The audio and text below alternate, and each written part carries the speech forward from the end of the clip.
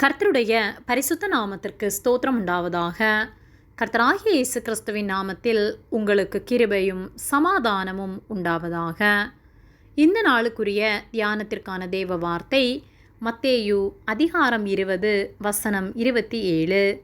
உங்களில் எவனாகிலும் முதன்மையானவனாயிருக்க விரும்பினால் அவன் உங்களுக்கு ஊழியக்காரனாயிருக்க கடவன்.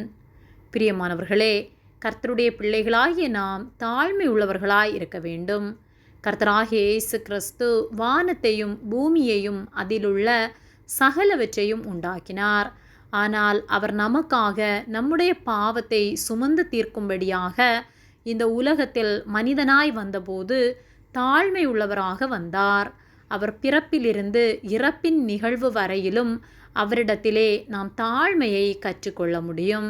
அவர் இந்த உலகத்திற்கு வந்து வாழ்ந்து அவரை போல நாம் வாழ வேண்டும் என்று நமக்காக அவர் பாத சுவடுகளை வைத்து சென்றுள்ளார். அந்த பாத சுவடுகளை பின்பற்றி நாம் வாழ வேண்டும். அவருடைய பிள்ளைகளாகிய நாம், அவருடைய இரத்தத்தினால் கழுவப்பட்ட நாம் ஒருபோதும் பெருமை உள்ளவர்களாய் செயல்படக்கூடாது. எல்லாவற்றிலும் தாழ்மை உள்ளவர்களாய் இருக்க வேண்டும். ஒருவேளை கர்த்தருடைய கிருபையினாலே நாம் மிகவும் உயர்ந்த பதவியிலே இருந்தாலும் பதவியை வைத்து நாம் பெருமை பாராட்டி எளிமையானவர்களை, சிறுமையானவர்களை அடிமைப்படுத்துகிற எண்ணத்தோடு வாழாமல் மாறாக தாழ்மை உள்ளவர்களாய், அவர்களுக்கு உதவுகிற மனப்பான்மையோடு நற்கிரியை செய்கிறவர்களாய், இரக்கமுள்ளவர்களாய், அன்புள்ளவர்களாய் செயல்பட வேண்டும். அதையே கர்த்தர் நம்மிடம் எதிர்பார்க்கின்றார். உலகத்தையே உண்டாக்கினவர் எவ்வளவு தாழ்மையாய் இந்த உலகத்தில் வந்து நாம் வாழ வேண்டிய விதத்தை கற்றுத்தந்துள்ளார். ஆகவே அவரை பின்பற்றி நாம் வாழ வேண்டும். மத்தேயு 20:27 உங்களில் எவனாகிலும் முதன்மையானவனாய் இருக்க விரும்பினால் அவன் உங்களுக்கு ஊழியக்காரனாய் இருக்க கடவன் என்று சொல்லப்பட்டுள்ளது. ஆகவே முதன்மையாய் இருக்க விரும்புகிறவன் ஊழியக்காரனாய் இருக்க வேண்டும் என்று வேத வார்த்தை சொல்லுகிறது. ஆகவே ஒருவேளை நாம் மேட்டுமை உள்ளவர்களாய் செயல்பட்டு கொண்டிருப்போமானால் மனம் திரும்பி தாழ்மை உள்ளவர்களாய் மாறுவோம். தாழ்மை உள்ளவர்களுக்கு கர்த்தர் கிருபை அளிக்கிறார்.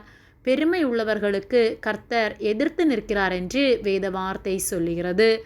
ஆகவே கர்த்தருடைய கிருபையினால் வாழ்கிற நாம் கர்த்தர் எதிர்த்து நிற்கிற பாத்திரங்களாய் மாறிவிடாதபடிக்கு தாழ்மை உள்ளவர்களாய் அவரிடத்திலிருந்து கிருபையை பெற்று ஒவ்வொரு நாளும் அவர் கிருபையில் திருப்தியாகி அவருக்கு பிரியமுள்ள வாழ்க்கை வாழ்வோம். அவர் நாமத்தை மகிமைப்படுத்துவோம்.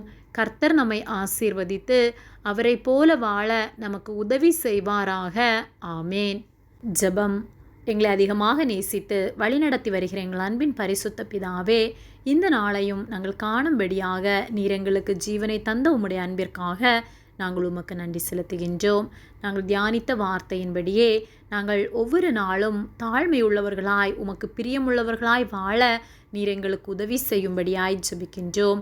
ஒருபோதும் மேட்டிமையான எண்ணங்கள் எங்களுக்குள் வராதபடிக்கு, பிசாசு எந்த மேட்டிமைகளையும் எங்களுக்குள் விதைக்காதபடிக்கு நீர் எங்களை காத்து கொள்ளும்படியாய் ஜெபிக்கின்றோம். தாழ்மை உள்ளவர்களாய் வாழ்ந்து அநேகருக்கு உம்முடைய நாமத்தை சொல்லி வாழ எங்களுக்கு உதவி செய்யும்படியாய் ஜெபிக்கின்றோம்.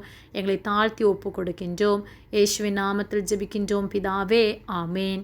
கர்த்தர் உங்களை ஆசீர்வதிப்பாராக.